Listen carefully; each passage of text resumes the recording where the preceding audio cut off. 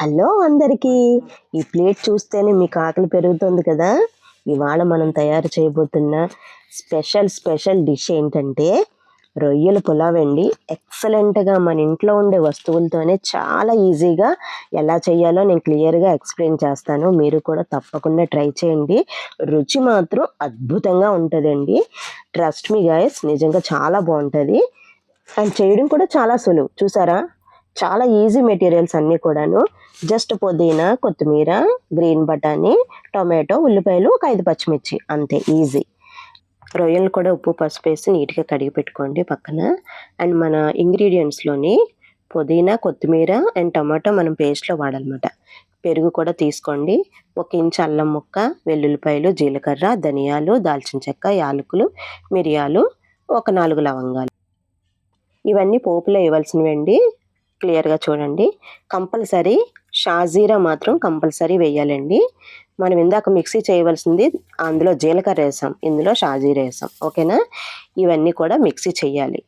ఆ మసాలాలన్నీ కూడా చూపించాను కదా! అండ్ అందులో కొత్తిమీర, పుదీనా మరియు టొమాటో ఈ 3 కూడా వేసేసి అందులోనే మిక్సీ చేస్తున్నాను. అల్లం, వెల్లుల్లిపాయ, జీలకర్ర అండ్ మసాలాలు, కొత్తిమీర, పుదీనా, టొమాటో. ఇవి ఎందుకేస్తున్నానంటే పుదీనా మనకి ప్రతి బైట్‌కి చక్కగా ప్రతి మెతుకుకి చక్కగా మంచి ఫ్లేవర్ వస్తదండి.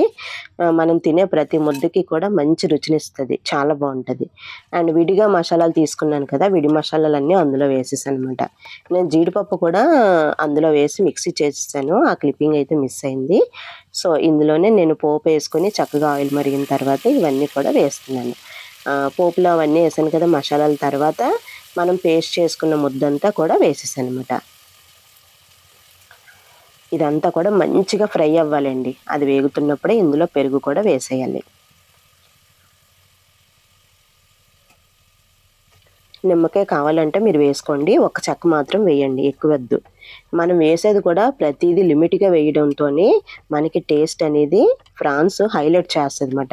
ఫ్రాన్స్‌ని హైలైట్ చేస్తామట. ఎందుకంటే దాని టేస్ట్ హైలైట్ చేయాలంటే మనం పుదీనా ఎక్కువేసినా పుదీనా రైస్ అయిపోతుంది. అట్లా కాకుండా జస్ట్ మనం అన్నీ కొంచెం కొంచెంగా మనం టచ్ చేయాలంతే. ఈ పులావ్ అయితే మాత్రం అదిరిపోద్దండి టేస్ట్. డెఫినెట్‌గా ట్రై చేయండి. నేను 2 పావులు రైస్ తీసుకుంటున్నాను కాబట్టి 2 స్పూన్లు ఉప్పేసాను. 1.5 స్పూను కారం ఏసాను. నాకు ఈ పులావ్ అనేది కొంచెం స్పైసీగా కావాలి. అందుకే చూసారా కారం అంతా పైకి చక్కగా వచ్చేసింది. బాగా వేగిపోయిందన్నమాట. అప్పుడు మనం కడిగి పెట్టుకున్న రొయ్యలు అందులో ఏసేద్దాం. రొయ్యలంతా కడుక్కొని చక్కగా నరాలు కూడా తీసి పెట్టుకోవాలండి. ఈ మసాలా అంతా కూడా మనకి రొయ్యలకు పట్టేలాగా చక్కగా కలుపుకోవాలి. ఈ ఉప్పు, కారం, పుదీనా గ్రేవీ ఉంది కదా! అది అంతా కూడా మనకి రొయ్యలకి బాగా పట్టాలి. మూత పెట్టి ఒక్క 2 నిమిషాలు మూత పెట్టి ఉంచుతాం. ఎక్కువసేపు వద్దండి. మనం జీడిపప్పు అది వేసాం కదా! అడుగంటే ఛాన్స్ ఉంటది. సో, ఈలోపు మనం 2 పావులు రైస్ తీసుకున్నాను. దానికి నెయ్యి కలుపుకొని పెట్టుకుంటున్నానండి. మీరు అనుకోవచ్చు కడగచ్చు కదా! బియ్యం ఎందుకు ఇలా కలుపుతున్నారని. ఈ పులావ్‌కి ఇలా చేస్తేనే బావుంటదండి. మామూలుగా కన్నా ఇట్లా కలుపుకొని మనం ఆ నెయ్యి కూడా కలపడం వల్ల మనకి బియ్యం అనేది విడిపోదు. విడివిడిగా, పొడి పొడిగా చాలా వస్తది. టేస్ట్ కూడా చాలా బావుంటది. మసాలా అంతా రొయ్యలకు పట్టేలాగా మనం చక్కగా కలుపుకుందాం. ఆ ఎడ్జెస్ అన్నీ వదిలేసి ఆయిల్ పక్కకొస్తుంది చూసారా? కారం పైకొచ్చింది. అలాంటప్పుడు మనం ఉల్లిపాయలు ఏవైతే బఠానీ మనం పక్కన పెట్టుకున్నామో పచ్చిమిర్చి అవన్నీ వేసేసామన్నమాట. చక్కగా అదంతా కలుపుకుంటూ చక్కగా మనం నెయ్యి కలిపి పెట్టుకున్నాం కదా! ఆ రైస్ కూడా మనం అందులో వేసేద్దాం. రైస్ ఎందుకు ఇందులో వేస్తున్నారని డౌట్ కూడా కొంచెంమంది రేజ్ చేయొచ్చు. ఎందుకు అంటే మనకి ఈ మసాలా అంతా కూడా ఇది పులావ్ కదండీ! ఈ మసాలా అంతా కూడా మనకి రైస్‌కి బాగా పట్టాలి. మూత పెట్టి మీరు ఉంచొద్దు. వెంటనే మనం వాటర్ వేసేయాలన్నమాట. మూత పెట్టినట్టయితే బియ్యం విడిపోతాయండి. ఇరిగిపోతది రైస్ అంతా కూడా.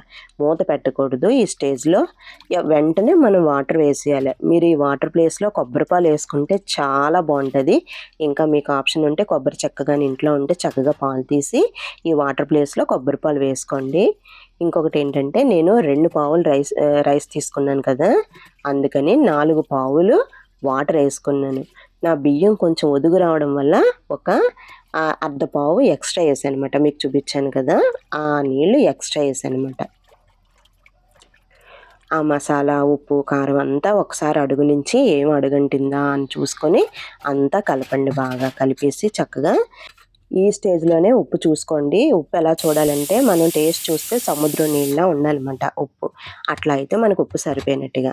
కుక్కర్ మూత పెట్టేసుకొని మీ కుక్కర్‌ని ఒక 2 విజిల్స్‌ని రానివ్వాలి. 2 విజిల్స్ వచ్చిన తర్వాత మూత తీసి చూస్తే చూసారా ఎంత పొడి పొడిగా ఉందో. నేను ఇంకా 4 గ్లాసులేసాను ప్లస్ హాఫ్ గ్లాస్ ఎక్స్ట్రా ఏసాను. కానీ రైస్ చూసారా ఎంత పొడి పొడిగా వచ్చిందో. ఎందుకంటే మనం రైస్‌కి నెయ్యి కలిపి ఏసాం కదా! దానివల్ల అసలు మెతుకనేది విరిగిపోవడం గానీ, అట్లా ఏం ఉండదండి. చాలా బాగా ఉడుకుతుంది. టేస్ట్ కూడా చాలా బావుంటుంది పులావు. చూసారు కదా! ఎంత ఈజీగా అయిపోయిందో మన రొయ్యల పులావు.